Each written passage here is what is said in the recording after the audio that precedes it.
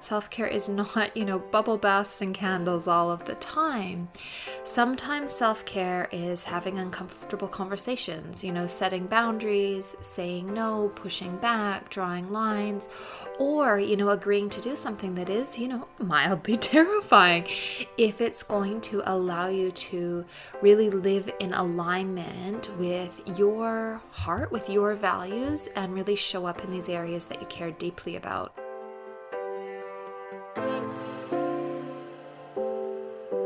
You're listening to the Wisdom for Wellbeing podcast, the show that blends science and heart to bring you evidence-based tips and tricks for cultivating a healthy, wealthy, and meaningful life. Now, here's your host, therapist, yogi, and fellow full life balancer, Dr. Caitlin Harkis. Hi there, welcome to Wisdom for Wellbeing. Today we are talking through self-care, which is something that comes up ever so much in this podcast and in, many and probably every conversation that I have with like-minded individuals, no doubt like yourself. So today we are specifically looking at self-care in the context of the Therapeutic Lifestyle Change model.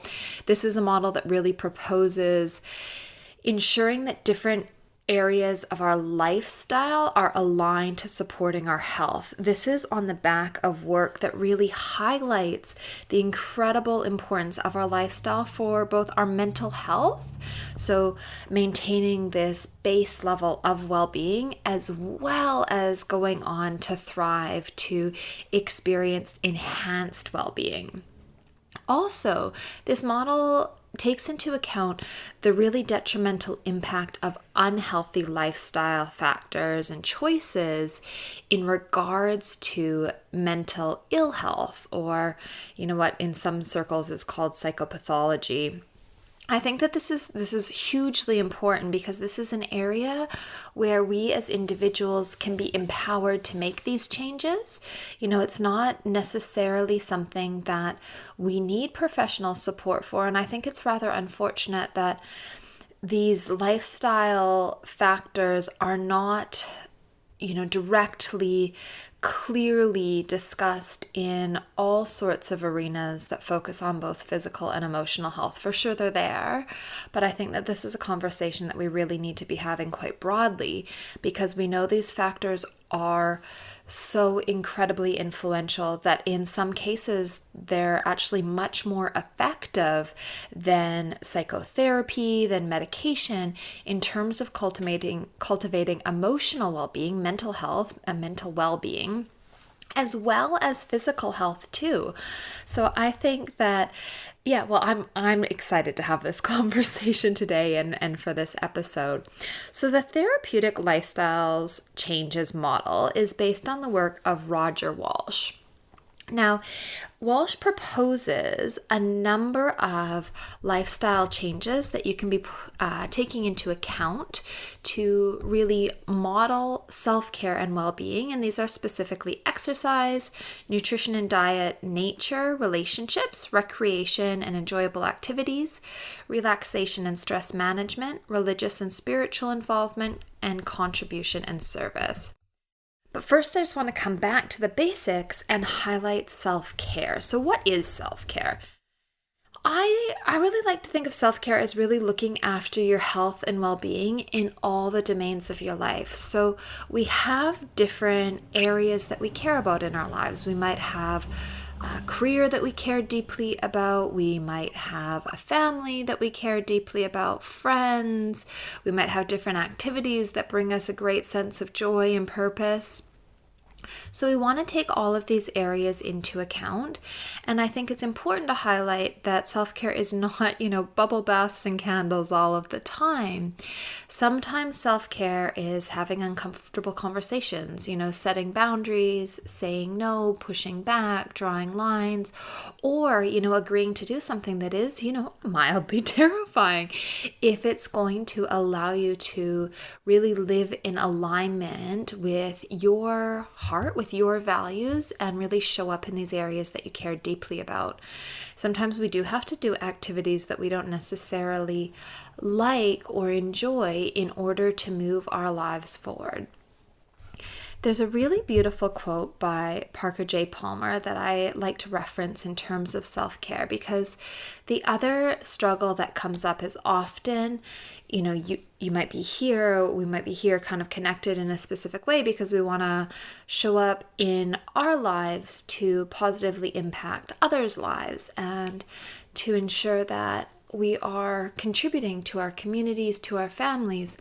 And then we perhaps are subject to the belief or some messaging that somehow taking care of ourselves or our well-being is selfish. And this quote by Palmer is great. So he says, "Self-care is never a selfish act. It is simply good stewardship of the only gift I have, the gift I was put on earth to offer others. Anytime we can listen to true self and give the care it requires, we do it not only for ourselves, but for the many others whose lives we touch."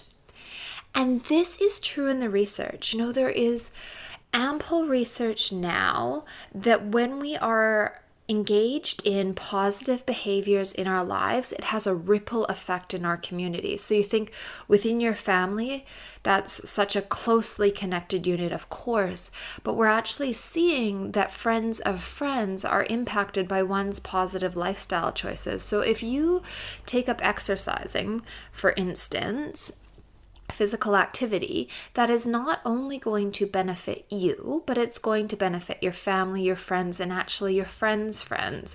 So there is this real incredible influence that you as an individual exert. And I think beyond that, when we are engaged in activities that nurture ourselves, that allow us to live in alignment with our sense of self, as well as doing activities that ground us, that nourish us, we show up in a manner that might be more befitting how we intentionally conduct ourselves. So we might have a little bit more patience. We might be able to really focus on big picture rather than little nuances that could be distracting or pull us away from connecting with people that we love and care about, or that rush us through activities that we would ideally like to spend more time on. So I think this is another important element, that when you are taken care of, you're going to be a more effective caretaker. It's important to know that stress is not always a bad thing. The reason I bring this up is sometimes we think, oh, well, we need self-care when we're stressed. And I don't want to say that stress and self-care are necessarily two discrete entities. In fact, life is about finding this elusive balance, this place of eustress, the good stress. And that's why I say self-care isn't all bubble baths and candles, because sometimes self-care is actually doing somewhat uncomfortable things in service of a bigger picture. And eustress is really this place where our productivity or our achievement is maximized, and we have a reasonable degree of stress. We have a few things on our plates, because those days where we don't have anything scheduled, we might be on holidays, or we just thought we would, do all these things on this really open, spacious day. Often we end up, laying in bed or chilling out, which isn't not necessarily a bad thing, but sometimes we need like a little bit of pressure to start getting things done. The challenge is that balance of moving from this state of eustress, where your productivity and achievement is really maximized in life, to a state of distress, where symptoms of anxiety and depression start to become more prevalent in the context of you feeling like you are under-resourced to meet the demands on your plate. And resources are things like time, like social circles, different privileges that we might have based on, our gender, sexuality, cultural, ethnicity elements. There are different resources that we all have, financial, even things like mobility or our location. These things can all influence what we find stressful. And what you find stressful today is not necessarily what you found stressful yesterday, and not necessarily what you'll find stressful tomorrow. If you have a bit more time, or if you have access to someone who maybe has a bit of knowledge in a particular area, something might not feel anywhere near as stressful as it might have without those resources. And what you and I find to be stressful is likely going to be very different. Some of us have different personality tendencies that allow us to feel more comfortable in different areas. And also, we have different histories, different experiences that influence our perception of stress. So I want to make clear that, it's important that we appraise our experience as individuals in this moment, in this context. I have absolutely no doubt that any emotional experience that's showing up for you right now totally makes sense if we take into account everything that's gone on and is going on in your life. And then when we kind of accept where things are at, we can figure out how we move forward. If we really beat ourselves up for having difficult experiences, or feel like, oh, well, so-and-so did X, Y, and Z, and why can't I do that? It doesn't necessarily lead us to this place of action, of movement, of transformation. It's about kind of going, okay, well, these are the things that are here. This makes sense in this context. How do I move forward? And in that, perhaps accepting, when we have reached a state of burnout is really important. This is a word that I hear a lot coming up in the therapy room.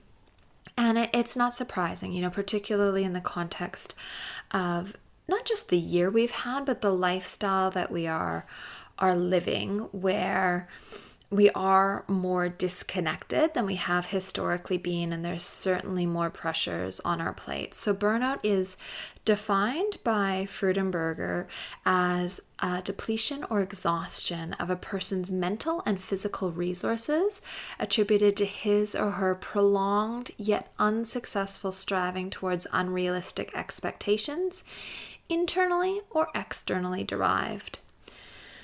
So these unrealistic expectations that we have for ourselves, that we have for others, I get it. I have them too. It's actually even funny just in terms of recording this particular podcast episode, because my intention, originally was to record it ages and ages ago.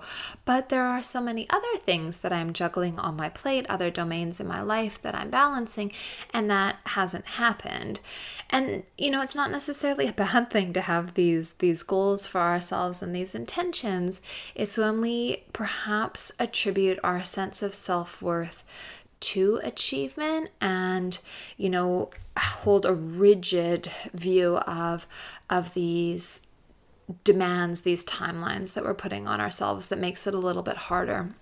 And that's something that, if it's going on in your life individually, while I believe that these therapeutic lifestyle changes are something we can all start independently, I also see a really big role for support. So talking through, your particular patterning with someone might be of benefit to you, and particularly when we're in real states of distress where things are really overwhelming. I think connection and support and having someone sit with us and troubleshoot and kind of help us move through these challenges is hugely important.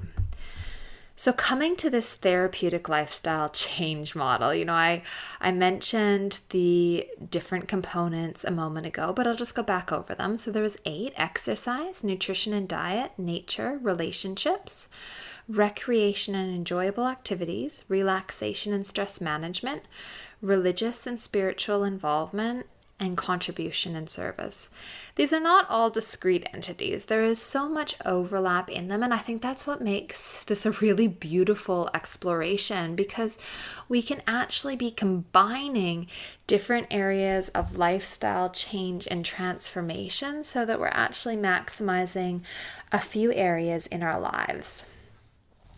So I guess then, in terms of maybe just a bit of context as to why we hear less about these areas than we might hear about, different types of medication or therapies, I think in part it is simply the fact that we don't perhaps as practitioners have as much of an understanding of the effect of these different lifestyle elements as might be ideal in terms of coaching, supporting clients, whether that's as medical practitioners, psychologists, social workers, occupational therapists. There's the whole host of us professionals that I think really need to just be mindful that these elements are hugely important for all of us. And perhaps as we implement effective lifestyle change in our own life, it makes us more aware, more savvy of the important, grounding, healthful, emotionally supportive effect, and that might make us more aware of how we then support clients. So that's Walsh's kind of speculation, is maybe practitioners who are practicing these lifestyle things will bring them up in session, but apparently, the research stats right now would indicate that only 10% of mental health professionals are actually directly checking in on these areas. So I think it's important to have this conversation here. And, when you are working with someone, as a client or as a therapist or as a friend, a family member, just being mindful that these things really, really do matter. And I think that as we start down this path, there is very much a domino effect. The beautiful thing is, with a lot of these factors, we don't just see emotional transformation, we see physical health transformation, increases in self-esteem and perceived quality of life. So these things really, really do matter, and they are self-sustaining. When we make change in one area, we maybe see change in other areas, but we also are reinforced in making change. I always kind of, hold space for the fact that for me, I notice very, very quickly if I haven't been moving my body or, putting things into the system that feel quite nourishing, I start to feel, this real sort of side effect of the lifestyle choices I'm engaging in, which is not to say that I am a saint or that I'm doing things perfectly, but that I do notice the positive benefits. And I think with that sort of in mind, we might want to start just with exercise, because this is one area that has been really well researched. And I think most of us would know it at some level that moving our body is one of the most effective and the cheapest ways to improve our well-being. So regular exercise improves both your physical and emotional health, as well as enhancing your cognitive functioning. So this is being able to plan, to focus, and in fact is preventative of cognitive decline, in the form of Alzheimer's and, different illnesses that impact our neurology, the way our brain is working as we age. It's also one of the best anxiolytics. So this means anti-anxiety. It decreases the anxiety we're experiencing. And I really like the idea that it's a way of breaking down muscle armor, because often we talk about emotional armor, this idea that we have, protective walls up in certain areas of our lives. And we all have different ways that we've managed to cope with experiences that we've had in the past. However, this is not just a verbal sort of construct, a psychological construct. It's physical too. We hold tension in different areas in our bodies, and moving our bodies, exercising, can help us break down some of that muscular tension, that armor that we are holding. And perhaps, there is this, again, mind-body connection of allowing us then to open into life in different ways a little bit more fully. I think it's worth acknowledging that exercise is beneficial for all of us, but particular populations really, really benefit from exercise. So children, if they're really struggling emotionally, benefit a huge amount from exercise. Women generally, but postpartum women, so women who've just had a baby. And that's interesting because that's a group where it's harder to exercise, isn't it, as well? And they stand to benefit the most. So I think, when we're kind of looking at our lives and going, okay, well, how do I do this? This is where you may need a little bit of support to kind of problem solve and figure out different ways that you then implement exercising in your life if it's not something that you're familiar with or that you've been doing, up until this point in time. There is a dose-response relationship to exercise. So what I mean by that is that the stronger the intensity of the exercise, the more benefit that you will achieve. This, however, needs to be balanced with the fact that doing something is better than doing nothing. So if you go, okay, well, I'll just go run a marathon, and you've been sitting on the couch for 30 years, that's obviously something that could, number one, injure you physically and really poorly impact the health of your body, but also it's not going to be particularly pleasant or reinforcing. And we want to start small and perhaps build up more gradually, ideally working to 30 minutes. But if it's 2 minutes where you get off the couch and you go for a walk around the block, congratulate yourself, because that was you moving your body, that was you tuning in. And maybe tomorrow it'll feel a little bit different. Exercise doesn't necessarily have to be, boot camp or CrossFit, two things that, at least for me personally, I really struggle with. I know other people love them. So it's really figuring out the type of exercise that for you works, and perhaps combining it with something that we'll talk about in a moment, like getting into nature. So another area that we know a lot more about now is nutrition and diet, and this idea that the rainbow is really, really where it's at. We want a balanced diet for both physical and mental health. So the food selections that you make ideally are predominantly fruits and vegetables. Vegetables mainly, fruits are of course wonderful too. And then the next point that Walsh has identified, is that we really want to be mindful of getting healthy oils into our system, into our bodies. And a recent episode with Delia talks a lot about this. I guess, I'm mindful of, I have a particular ethical viewpoint that I hold in regards to food that I want to put into my system. So I'm sitting here kind of going, like seaweed and DHA are really, really great ways of getting these healthful omega-3s into your system. Other people are proponents of eating fishes and taking supplements that supplement omega-3 directly. But for me, knowing that we can get the same benefit from DHA or different types of seaweeds, for me that's where my suasion and my sort of reading of the literature goes. But this is something you have to sit down and evaluate in terms of your health and your view around environmentalism and animal ethics too. And Peter Singer, his episode is really great for just kind of taking into account these elements of what we put on our plate and how we're living out our values in this regard as well.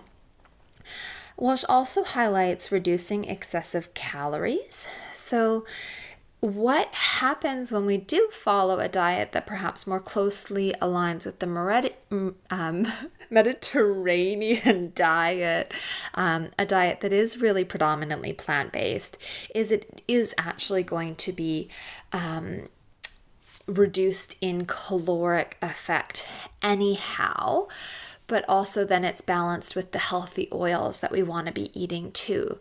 Versus when we're eating a more highly processed diet, a diet that is, heavily based in animal fats and calories, that this is actually something that is going to negatively impact our system. And in fact, there's a neuroprotective effect of having this calorically less diet. I just want to be mindful though, working, as a therapist, that I do see the impact of calorie counting and obsessions that we have with calories. And I think the easiest way to navigate this is to be eating a diet that is healthy, that is all the colors of the rainbow, predominantly fruit, vegetables, and that's perfect. Of course, for most of us, there is going to be, a little bit of chocolate, ice cream, days where we're eating all the deep fried goodness. And that's totally fine too. The idea of being really, really rigid around this, I think impacts other domains when we're thinking about a therapeutic lifestyle. We want to be able to go out and enjoy food with family, with friends. There are moments where we're going to be seeking a little bit of comfort, and that's fine if we can kind of meet ourselves with self-compassion and balance it out by eating more fruit and veg the next day, or perhaps before we head off somewhere. Then I think that's a really nice balance. And Kelly Wilson, in one of his podcast episodes last season, in season 2, kind of talked through this idea of spoiling your appetite. For instance, if you're going, to go out somewhere where, all the good food might be tempting, that's totally fine. Eat an apple first to spoil your appetite, to make it a little bit easier on yourself, and then practice self-forgiveness and understand why that stuff happens too. One other factor that I think is really interesting here is something that relates to epigenetics, which a lot of you listeners will know I have an interest in. And that's that the effects of what you eat, your diet and your ancestors' diet on mental health is actually passed through different generations. So the changes that your diet makes to your epigenetic patterning is something that's then going to be handed down the line and has been handed down the line. So we are the products of our histories in this sense, and we can also change history and change what we are passing on. So I think that's pretty cool and pretty empowering and pretty amazing that it has to do with what's on our plate. I think the other thing that I'll just quickly flag is supplementation. So we mentioned the omega-3s, and I was kind of highlighting DHA as a really great alternative. The other one is vitamin D. So this is actually more of a hormone than a vitamin, and it affects so many of your neural functions, which makes it a really, really key element in terms of cognitive skill set as well as physical health. It's something that can be supplemented quite easily, and it's something that a lot of us in Western society are deficient in. So it's worth just getting your bloods checked if you haven't already, and then talking to a medical practitioner about that. I won't overstep my mark there based on my layman's understanding of this particular vitamin/hormone, but it's worth definitely doing some reading in and getting some testing done in. Let's talk about nature. So far we have talked through exercise, nutrition, and diet, and now we are talking about this, incredible therapy that has no known side effects and is totally free and can improve your cognitive function, emotional well-being, and physical health. Yet somehow nature is something we need to be talking about. We are spending so much time in front of our computers, our phones, in these sort of urban jungles that we exist, that we are not getting out into nature anywhere near as much as generations past. And this has a physical effect on us. So what we know is that if we're spending our life in these artificial environments, we may be experiencing higher levels of inflammation in our body, and that there's this relationship between being outside in nature and our circadian rhythm.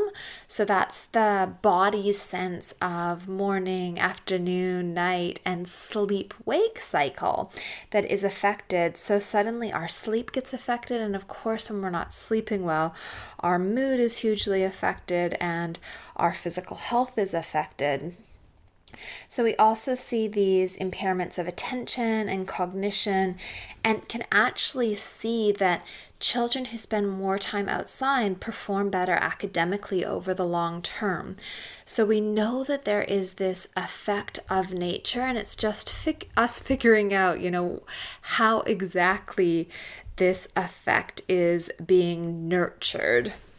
There are a couple of great podcast episodes in season 2 that talk through different nature effects. So if you're interested in kind of exploring a little bit more about it, it might be worth having a listen to those episodes as well. It's also, I think, worth us highlighting that there's a term, nature deficit disorder. You may or may not have heard of it. It's not something that, is so formally recognized, but is something that informally we are bringing up again and again, this idea that our lifestyle, this artificial environment we're existing in, this nature deficit, is having clinical impacts on our mental health. And that therapeutically, if we get out into nature, we're going to see those benefits. So I mentioned the cognitive and attentional, there's emotional, spiritual, and just this improved sense of subjective well-being when we're spending more time outside. So how could you do that? How could you spend more time outside? Again, this might be something you want to sit down and journal on, reflect on, or problem solve with someone, but getting some regularity to being outside, whether it's taking your exercise, for instance, outdoors, maybe you're eating your healthy lunch outdoors, or catching up with friends on a picnic blanket in the park. All of these are beautiful ways to spend time in nature. And in fact, we're then starting to pair some of these therapeutic lifestyle elements, because the next point we're actually going to talk through is relationship. Relationships are huge for all of us. We are not independent individuals. More and more, we're understanding our interconnectedness, our interdependence.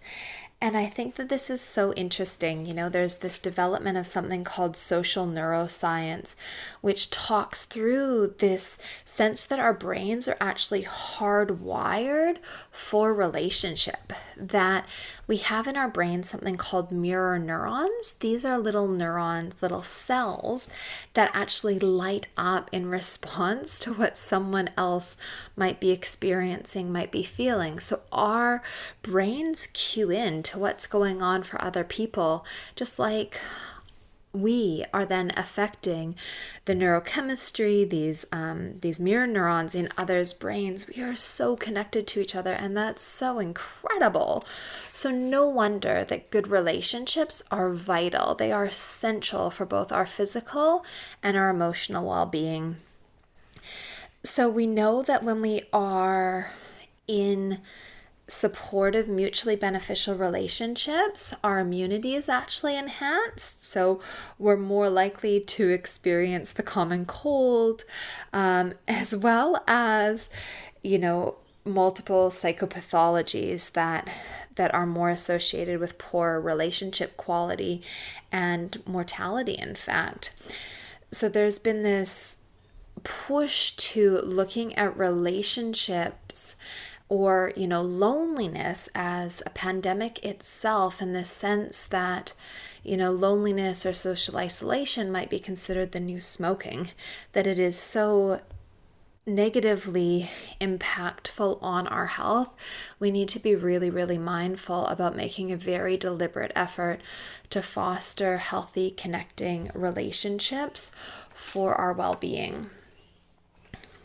And Unfortunately, while we're spending less time with our family and friends, we're also seeing that individuals in Western countries report a decrease, so fewer really intimate, really close friendships and confidants, as well as less time in, different communities, be it volunteering or spiritual communities. So if this is something where you're kind of sitting there going, oh, actually, I'm feeling a little bit disconnected or lonely, it's worth getting really creative about how relationships are fostered, recognizing we are in the midst of a pandemic. So, there is this sense of biding a bit of time until it is safe for us to be in proximity, physical proximity of others, but there are lots of ways that we can use technology to support relationship building as well. And this is an area that's a little bit contentious because there has been some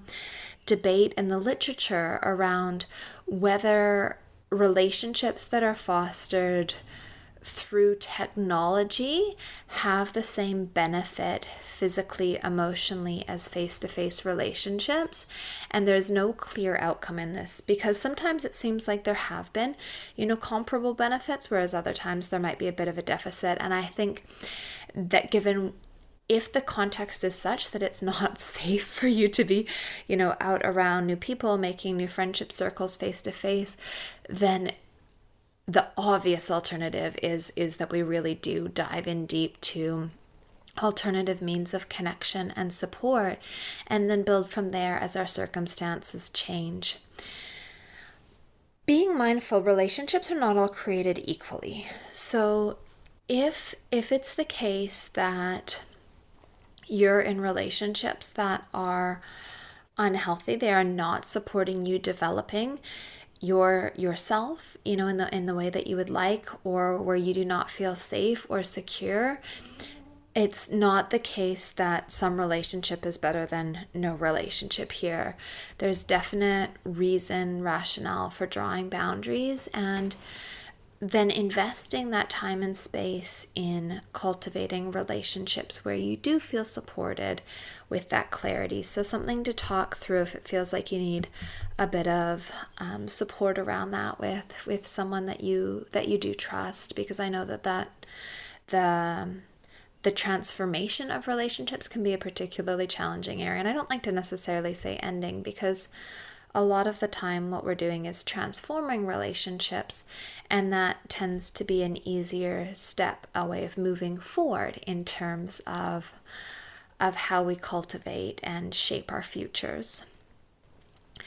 The next area I want to talk through is something that you might pair with relationships, you might pair with nature, you might pair with exercise, or, someone who likes cooking might even be pairing with nutrition, and that is recreation and enjoyable activities.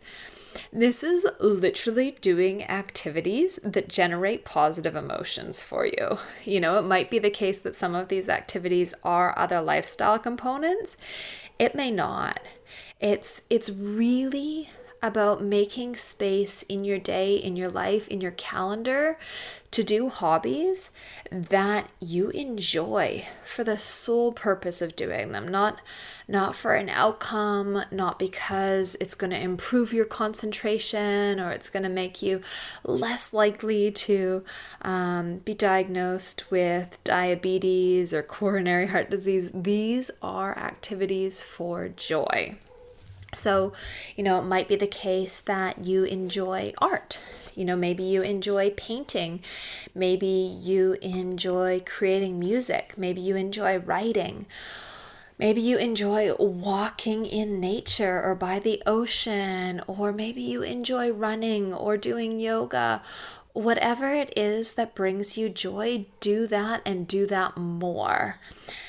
We don't necessarily in our society highlight the value of healing from these activities, but in actuality, the more time we spend in a state of positive emotionality, that benefits our emotional well-being and the patterning that our brain is picking up upon.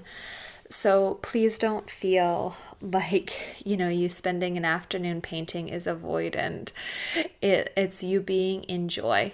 Sure, there can be times when, we might be avoiding doing difficult things in our lives in favor of something that feels good, but just look at what the activity is and judge it on its own merit and its place in your life and who you want to be showing up as in your life.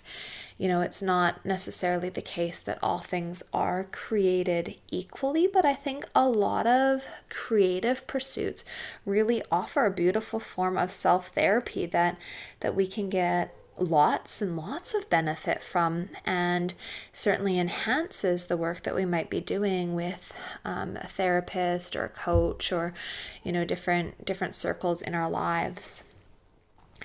So the next area then is around relaxation and stress management. So just to kind of highlight where we've come from, we've talked through exercise, nutrition and diet, nature, relationships, recreation, and enjoyable activities.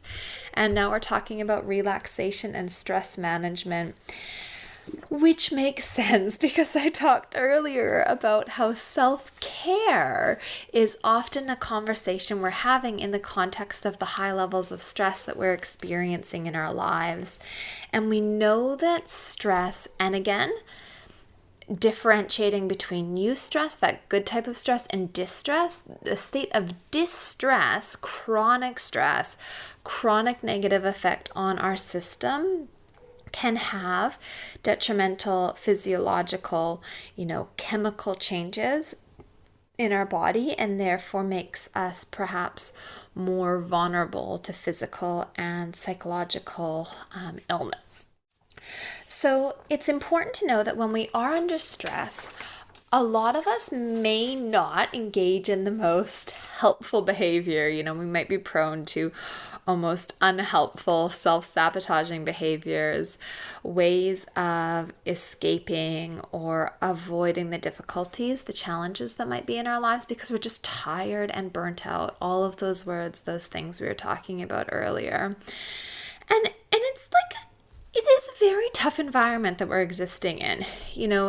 Advertising is constantly telling us we're not good enough, we're not enough, that we need to have this next best thing to be able to feel better, to do better.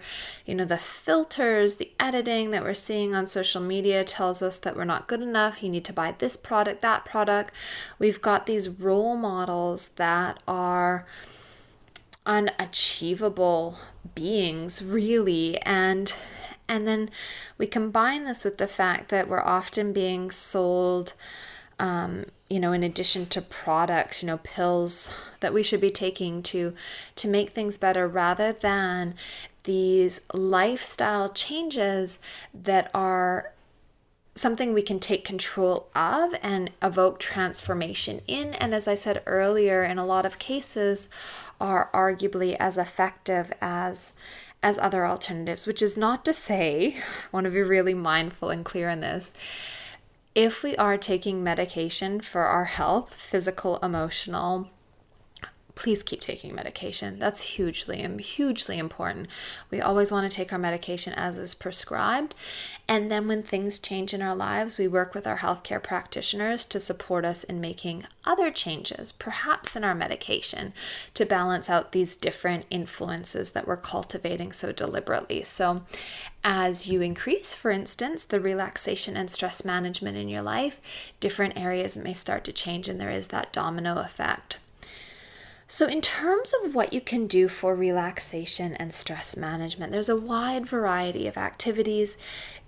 I imagine all of you have heard me talking about yoga and mindfulness, different practices of mindful movement, from Chinese origins, such as Tai Chi and Qigong, are increasingly popular, and the research is really supporting them as effective stress management activities. So it's both physical and psychological benefits for these mindful movement activities, which I think is really quite powerful to engage in a practice that affects how you're feeling in these different domains. Western sort of strategies are not dissimilar. Self-hypnosis, guided imagery, progressive muscle relaxation are really good skills, really good strategies in terms of stress management.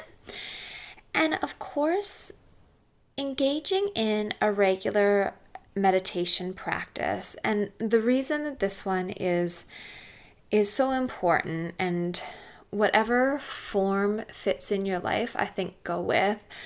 If you can find a way, whether it's mindful movement, whether it's a seated practice of engaging in some form of meditation, it's been highlighted in terms of both psychosomatic disorders, so things like, cardiovascular disease, diabetes, chronic pain, as well as supporting our mental health. So managing symptoms of anxiety, depression, even different personality disorders. And meditation has, since kind of all of this research has been building, has started to underpin a number of therapies. So we call them third wave therapies if you're interested in that specifically, but things like acceptance and commitment therapy, dialectic behavior therapy, mindfulness-based stress reduction, and mindfulness-based cognitive therapy are all based on integrating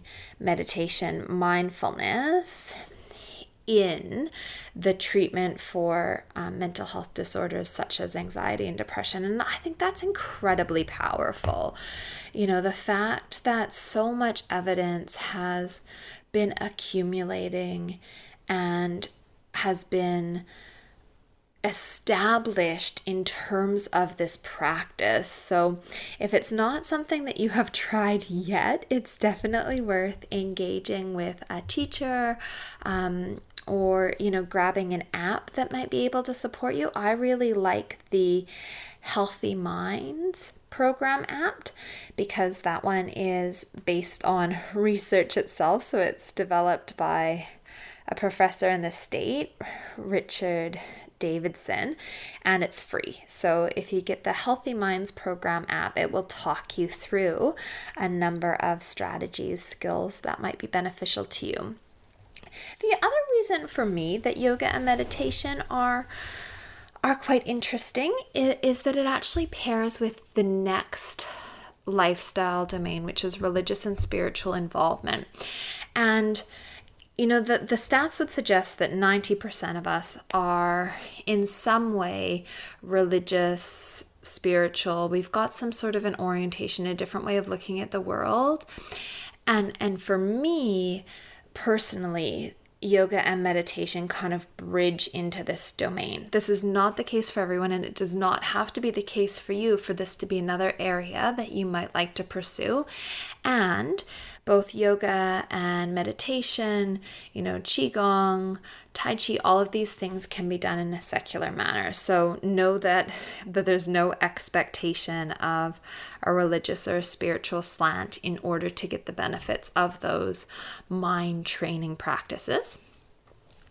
But we do know that individuals who practice a focus based on love and forgiveness benefit hugely.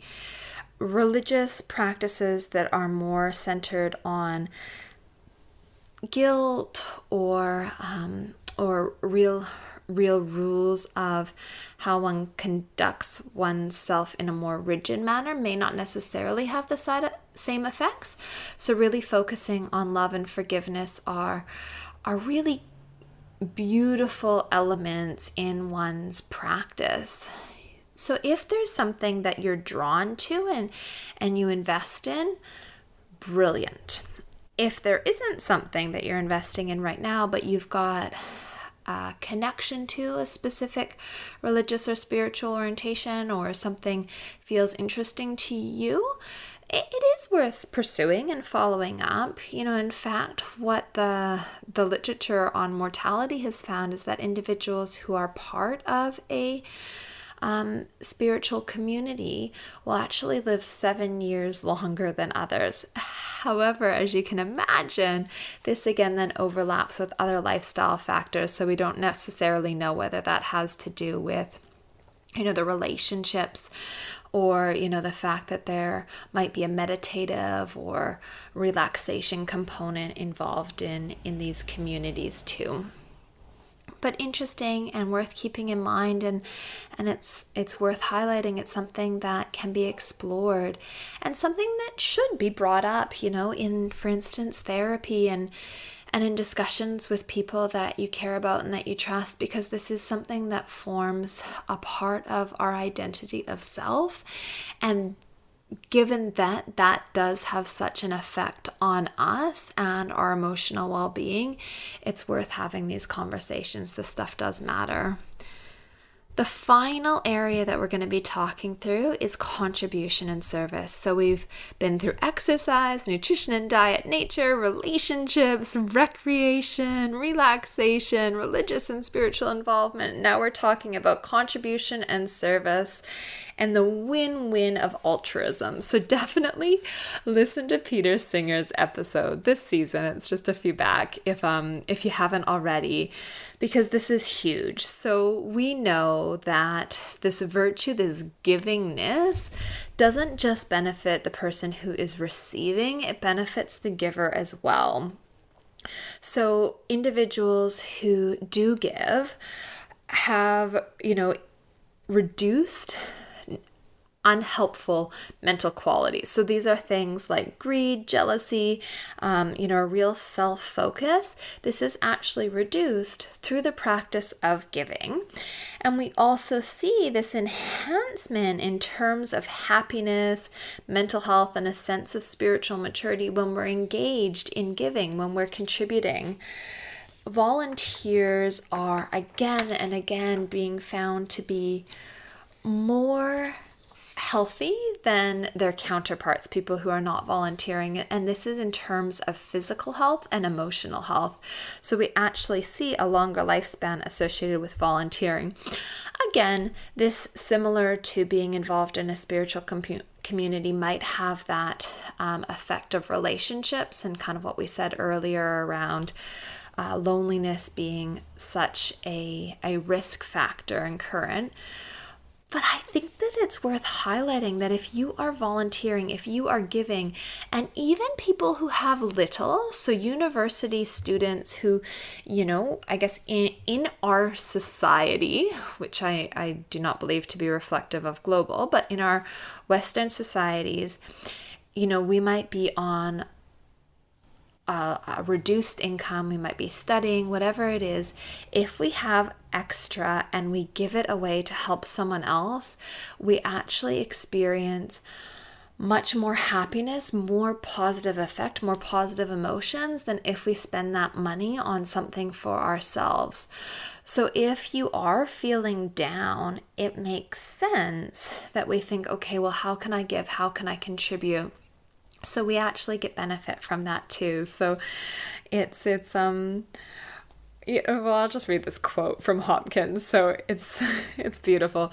If you're going to be selfish, be wisely selfish, which means to love and serve others, since love and service to others brings rewards to oneself that otherwise would be unachievable. So giving is beautiful, selfish behavior, and I think it's really worth checking out the lifeyoucansave.org or the lifeyoucansave.org.au if you're in Australia, because there you can look at the concept of giving to the most effective charities, so effective altruism. Not all charities are created equal in terms of bang for buck, in terms of the money that you are donating and investing, getting to the people who need it most. So if you check out the lifeyoucansave.org, it's a really, really great platform to think, okay, well, I've got $5, $20, $50 that I am going to give. How can I really give to make an impact in the world? And read up on what your dollars are doing. Like, what a beautiful gift. If you are someone who does, make a reasonable salary, in some ways it might actually make more sense for you to continue working if it's a job that that you would enjoy to an extent and that you feel connected in, rather than, taking an afternoon off a week to volunteer, because the investment that you could then make, the donation you could make, might actually impact people to greater levels. So I think you can get all mathsy and try and figure out the way to most effectively donate. But I think the more important thing overarchingly is just to give and to enjoy the joyful emotions that come with that sense of helping each other. Like we discussed in relationships, we are interconnected individuals. When we allow ourselves to support and to help another individual, that is good for our hearts, for our souls. So, all of this information, it's a lot, right? And I know that making change in our lives takes a lot of energy, and old patterns, old habits, just the busyness of daily life very quickly gets in our way. It's worth taking some time to journal, to reflect, to talk through with someone how you can start to impact your life, influence, these lifestyle changes and their implementation in an effective way. And I like to think of the idea as a self-care signature. Considering what for you is important, what are the things that you've got going on in your life, and what are the challenges that more likely than not might come up for you. How do you manage the navigation of those with your responsibilities and the balance in these different domains in your life? So I think coming up with a plan of activities that you are doing regularly, deliberately, is really, really important, as well as coming up with a plan, kind of a crisis management plan for when things are starting to go a bit pear-shaped. What else might you be wanting to create time and space for? How are you going to navigate these challenges? So this is something that might be conversation for another episode, for another time, as this has been a very, very long chat today, I know. So I'll leave you with a final thought. When we give ourselves compassion, we are opening in our hearts in a way that can transform our lives. So that's from Kristen Neff. When we give ourselves compassion, we are opening our hearts in a way that can transform our lives. Allow yourself to be compassionate, kind, as you start to notice the different lifestyle domains that may need a little bit of support. And I wish you very well on this journey. I will look forward to connecting with you in a fortnight on Wisdom for Wellbeing. Again, if this is something that's resonated and you'd like to learn more about, please feel free to flick me an email or connect with me on social media. So I'm at Dr. Caitlin on Instagram and Facebook, as well as at Wisdom for Wellbeing Pod on Facebook. And head on over to wisdomforwellbeingpodcast.com for more details. All right. Take care of yourself, be well, and go out, enjoy those lifestyle elements.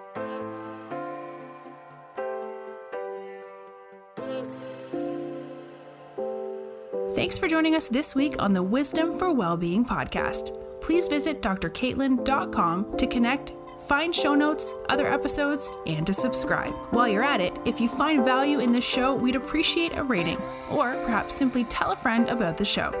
Wisdom for Wellbeing is not a substitute for professional, individualized mental health treatment. If you are in crisis, please contact 000, your local emergency number if you are outside of Australia, or attend your local hospital ED.